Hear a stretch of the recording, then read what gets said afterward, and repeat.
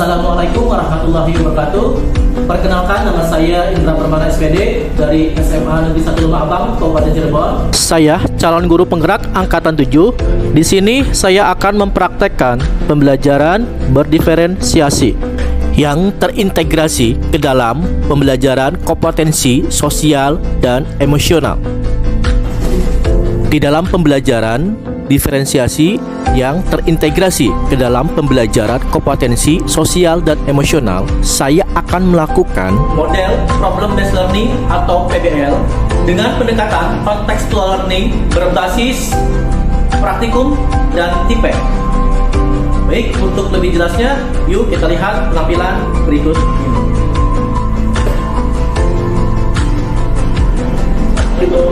Waalaikumsalam warahmatullahi wabarakatuh.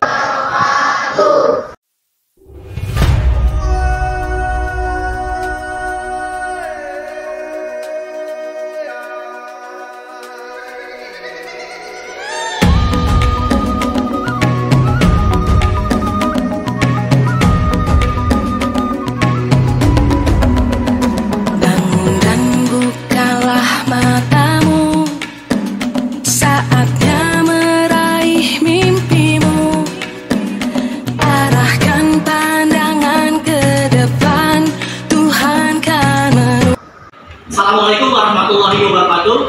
Waalaikumsalam warahmatullahi wabarakatuh. Apa kabarnya kalian hari ini? Alhamdulillah, siap berprestasi.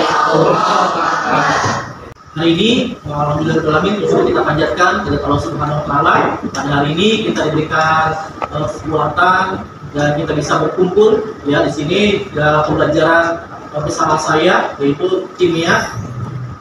Nah, baik, sesuai dengan rencana minggu kemarin kita hari ini adalah belajar kimia tentang faktor-faktor yang mempengaruhi laju reaksi. Nah, namun sebelum kita mulai pembelajaran pada hari ini, mari kita bersama-sama berdoa dulu ya. Baik, untuk mengawali belajar hari ini, mari kita berdoa. Silakan berdoa dipimpin oleh KM Fadil. Oke, sebelum memulai pembelajaran, marilah kita berdoa terlebih dahulu. Berdoa di dalam hati, mulai. Doa selesai. Baik, anak-anak semuanya, semangat pembelajaran pada hari ini. Semangat. Baik, nanti ketika saya bilang semangat pagi, kalian bilang semangat luar biasa. Siap ya? Siap. Semangat pagi. Semangat luar biasa. Kita dapat kembali semangat. Sebelum kita mulai, Bapak absen dulu ya. Ada hadir? Ada. Mana pengajar? Mana sakit? Padia sakit. Padia sakit. Yumani sakit. Sakit terus? Najwa sakit. Najwa sakit. Nanti 5 orang ya sakit ya. Oke, baik. Baik, semoga teman-teman kalian yang tidak masuk pada hari ini yang sakit diberikan kesembuhan ya. Semoga nanti kedepannya ya bisa belajar bersama kita lagi. Baik, anak-anak semuanya. Nah, di sini dalam pembelajaran pada hari ini kita akan membahas yaitu tentang laju reaksi. Ya, di mana subjeknya adalah faktor-faktor yang mempengaruhi laju reaksi. Nah, namun sebelum kita ke materi laju reaksi, faktor-faktor yang mempengaruhi laju reaksi, nah di sini ada materi prasyaratnya. Yaitu adalah reaksi eksoterm dan endoterm. Itu pada pelajaran sebelumnya ya, yaitu bab apa? Termodinamika. Nah, sekarang Bapak tanya nih, ya, apa sih eksoterm, endoterm itu apa? Pas atau perpindahan kalor ke lingkungan. Ya. Kalau misalkan endoterm itu sistem menyerap kalor dari lingkungan. Oke, betul ya, seperti itu. Ya. Nah, Di sini nanti kita akan membahas juga ya, nanti kan kalau panas ya suhu ya, nanti juga kita akan membahas ya adanya suhu, kemudian juga nanti adanya reaksi-reaksi. Adapun tujuan pembelajaran anak semuanya, nah di sini tujuannya adalah membedakan reaksi kimia yang berlangsung cepat dan masih cara-cara nanti bisa diimplementasikan ke dalam kehidupan sehari-hari ya, seperti itu. Baik, sebelum ke pembelajaran selanjutnya, nah sekarang kita ada kuis nih. Ya, kita print dulu. Kita buka di web hao.it ya. Nah.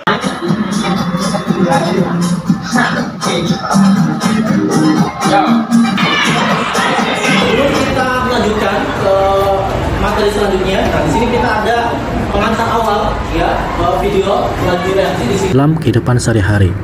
Untuk lebih jelasnya, yuk kita lihat tayangan berikut ini. Nah, tentunya kalian paham ya bagaimana itu kembang api. Nah, kembang api di sini termasuk mengalami suatu reaksi. Nah, reaksinya di sini kembang api yang seperti kita ketahui reaksinya begitu cepat. Jadi dalam hitungan detik bahkan dalam hitungan menit langsung bereaksi. Nah, lalu apakah semua reaksi itu berjalan dengan cepat? Dari video tadi yang sudah kalian lihat, ya dari penjelasan tadi yang membuat videonya, kira-kira nih, ada nggak sih yang pertanyakan atau ada nggak sih masalahnya yang perlu nanti kalian bahas? Ada nggak? Kira-kira? Ya, ini boleh. Saya mau tanyakan, maaf sebelumnya, jadi dari tayangan video tersebut dapat dilihat bahwa di situ ada ketiga buah benda yang berbeda. Nah, dari ketiga buah benda tersebut, mereka mengalami sebuah proses yang dinamakan reaksi. Sebenarnya apa itu reaksi dan apa hubungannya dengan pisang yang membutuhkan waktu yang pertama? Oke, bagus ya. Oke, berikan waktu dulu buat Ina. Untuk menjawab permasalahan-permasalahan tadi, ya, kita akan diskusi kelompok. Ya, nanti ketika kita diskusi kelompok di situ, kalian akan tahu jawabannya. Berdiskusi kelompok nanti sesuai dengan KPD.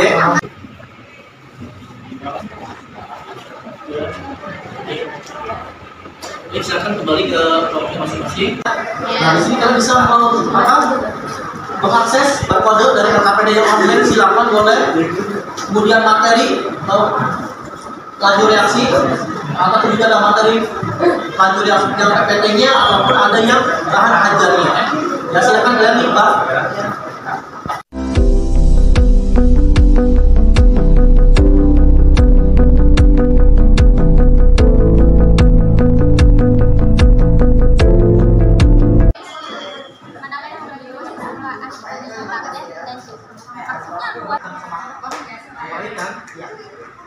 Kira-kira ini supaya sama itu kan sama yang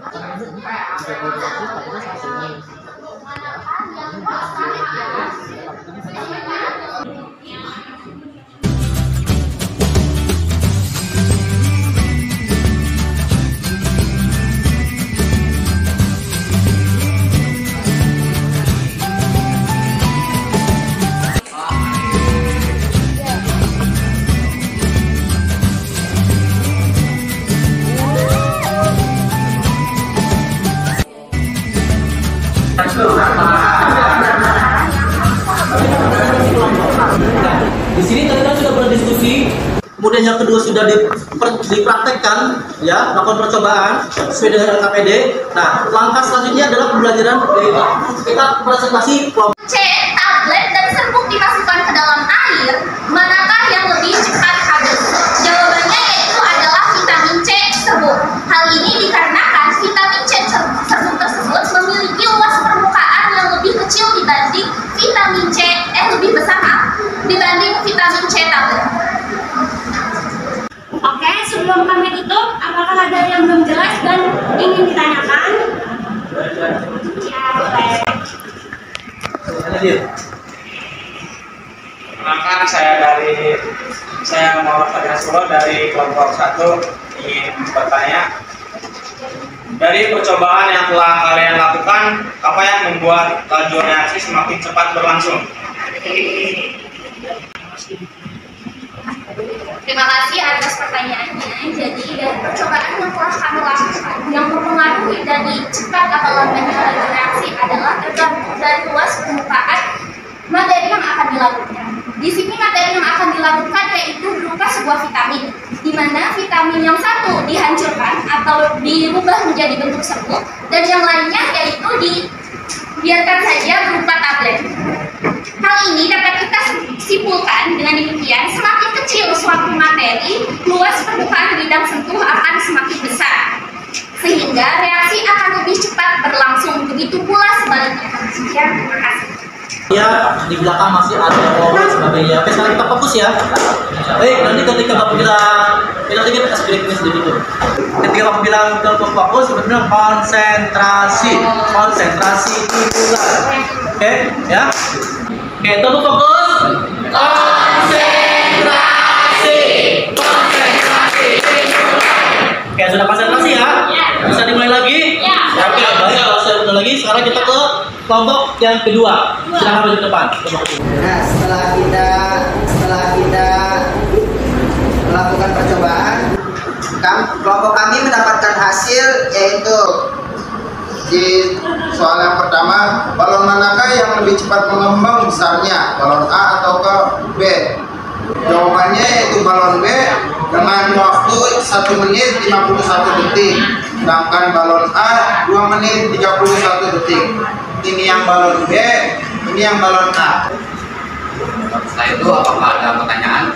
Nama saya Iman Syediah dari kelompok UAR. Konsentrasi dapat dinyatakan dengan berbagai macam satuan, contohnya molaritas. Apabila nilai suatu molaritas tinggi, apa yang akan dialami pada suatu laju reaksi tersebut? Terima kasih. Jadi, saya di sini akan menjawab pertanyaan dari Mas. Jadi apabila nilai molaritas suatu larutan tinggi, artinya konsentrasi yang dimiliki oleh larutan tersebut besar, sehingga larutan tersebut merupakan larutan yang pekat. Semakin pekat suatu larutan, maka pengaruhnya pada laju reaksinya akan semakin cepat dibandingkan dengan larutan yang encer. Dan dari keempat yang tadi kita praktekkan dan tadi beberapa kelompok yang 4 kelompok itu dipresentasikan dan didiskusikan, kira-kira apa sih kesimpulan dari keempat ini? Konsentrasi, ya. Jadi ketika konsentrasinya semakin banyak, ya semakin besar, maka di situ laju reaksinya akan semakin cepat, ya akan semakin cepat bereaksi. Sedangkan jika konsentrasinya sedikit, ya maka akan semakin lambat laju reaksinya. Selanjutnya yang kedua, suhu. Ketika suhunya tinggi atau panas misalkan, maka di situ laju reaksinya akan semakin cepat. Maka semakin cepat, kalau kita sangkut pautkan dan ditumbuhkan, di situ partikelnya akan semakin banyak. Ya, jadi akan semakin banyak dan bertumbukan, sehingga energi aktivasinya akan semakin cepat. Baik, selanjutnya luas permukaan yang ketiga. Ada berapa permukaan? 1, 2, 3 permukaan. Saya potong bagi 2. Ada berapa permukaan jadinya? 6 permukaan. Ya, saya bagi 3. 9 permukaan. Saya bagi lagi jadi 4. 12 permukaan. Ya. Jadi semakin kecil, ya semakin kecil zatnya, partikelnya, ya. Jadi akan semakin luas permukaannya. Apalagi kalau misalkan kita buka ini semakin luas sekali permukaannya. Ya. Dengan demikian, luas permukaan itu berarti semakin kecil luas permukaannya, maka semakin kecil zatnya, ya maka luas permukaannya akan semakin luas. Nah di situ ketika luas permukaan semakin luas, maka akan semakin cepat reaksinya. Nah jadi katalis di situ ketika suatu zat, ya atau suatu larutan dicampurkan atau ditambahkan katalis, maka akan semakin cepat laju reaksinya. Tetapi si katalis tersebut tidak ikut bereaksi, hanya sebagai mempercepat saja, ya seperti itu. Ya, baik. Ada pertanyaan tidak? Ya. Bertanya Kak. Jadi dari ketiga faktor yang mempengaruhi kecepatan laju reaksi ini artinya berbanding lurus ya Pak. Begitu misalkan dari konsentrasi itu misalkan semakin besar konsentrasinya maka akan semakin cepat laju reaksinya. Begitupun dengan ketiga faktor yang lain. Ya, Jadi betul. dapat disimpulkan bahwa dari keempat faktor ini mereka semua itu berbanding lurus terhadap laju reaksi. Ya betul, berbanding lurus ya. Terima kasih. Terima kasih, Ima. Berikan aplaus buat Ima. Ada lagi? Baik, kalau tidak ada, sebelum kita mengakhiri ya kegiatan pada hari ini, kita ada tujuannya adalah seberapa pemahaman kalian mempelajari pembelajaran pada pagi hari ini. Silakan.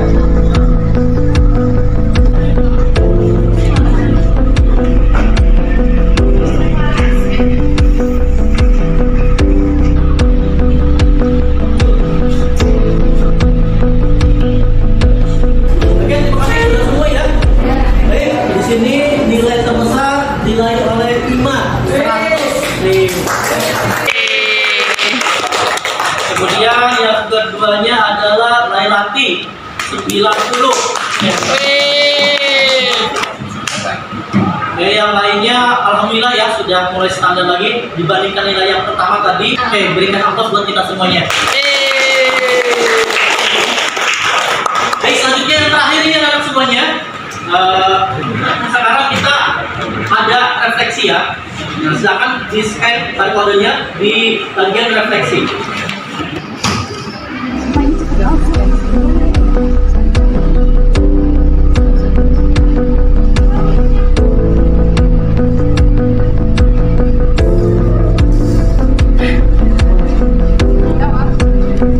Sejauh mana materi yang kalian paham dan materi yang kalian belum paham. Nah, kemudian apa sih langkah selanjutnya, tindak selanjutnya? Nah, sehingga tindak selanjutnya yang kalian butuhkan berarti harus kalian direalisasikan seperti apa ya, supaya kalian lebih paham lagi.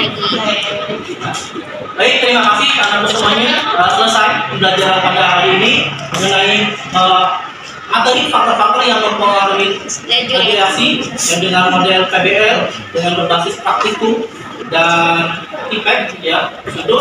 Nah, baik, selanjutnya adalah nanti untuk materi selanjutnya nanti kita akan bahas ya perhitungan laju reaksi untuk minggu depan.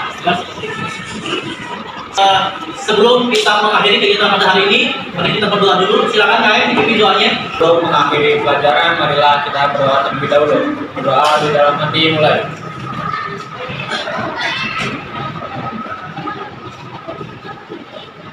Berdoa selesai.